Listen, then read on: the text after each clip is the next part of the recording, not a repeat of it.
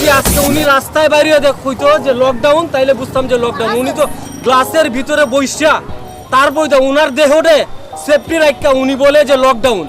আর জনগণ কুত্তার বাচ্চা, জনগণ নাই, জনগণ মানুষের বাচ্চা না। যদি উনাদের মায়া মহব্বত থাকতো তাইলে উনারা রাস্তায় ঘুরতো, দেখতো যে দেশের জনগণ কিভাবে আছে।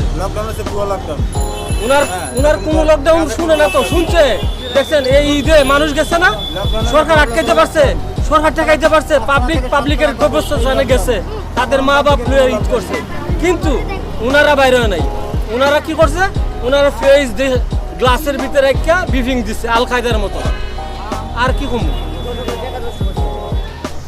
এটা একটা তামসা শুরু করছে, লকডাউন লকডাউন লকডাউন। আর মানুষ, নিরীহ মানুষ, এই রিক্সা ড্রাইভার, সিএনজি ড্রাইভার, বড় গাড়ির ড্রাইভার, এরা না খাইয়া এরা মনে করেন যে আজকে পথে বসে রয়েছে, দুর্বল করে রাখছে যাতে আন্দোলন না করতে পারে। একটা হইল ক্ষুধার্ত মানুষরা, আর একটা হইল ব্যবসায়িকরা এবং পঙ্গু বানায় দেওয়া সরকারের হইল ইচ্ছা যে ব্যবসায়ী যদি পঙ্গু হয়ে যায় দেশ দুর্বল, ক্ষুধার্ত মানুষ যদি অনাহার থাকে দেশ দুর্বল, তার আন্দোলন করতে পারবো না।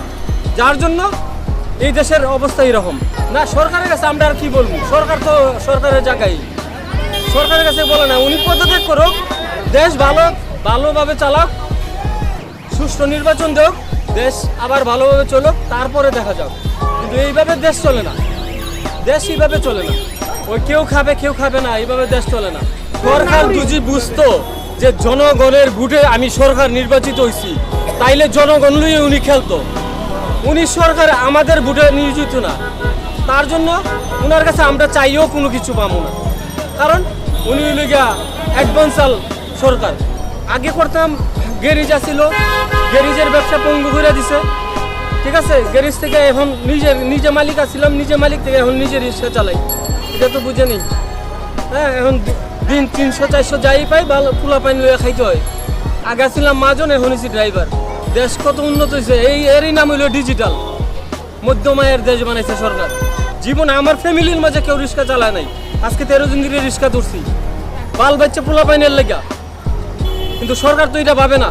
সরকার তার গতি কেমনে রাখবো ওই চিন্তাই তার মাঝে, আর কোনো চিন্তা নাই, জনগণের কোনো চিন্তা নাই। আসলে আমি 23 বছর ব্যবসা করছি, এই রিক্সার ব্যবসায়ী। যখন আমরা দাদন দেই, একটা ড্রাইভারের কুকুর না পারা দাদন দেওয়ার লাগে 30 থেকে 40 হাজার টাকা।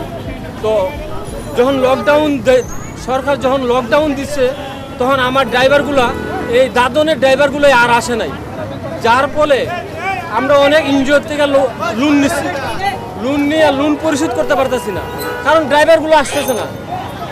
ড্রাইভারগুলো আসলে ব্যবসা ভালো হইব, কিংবা যে ট্যাগুলো আটকেছে এইগুলো আমরা পাবো, কিন্তু আইতে পারতেছে না। ওরা রিং দিলেই ভাই লকডাউন। আরে ঢাকা তো কোনো লকডাউন নাই, সবাই গাড়ি চলে না, কিভাবে যাবো, আসবো কিভাবে?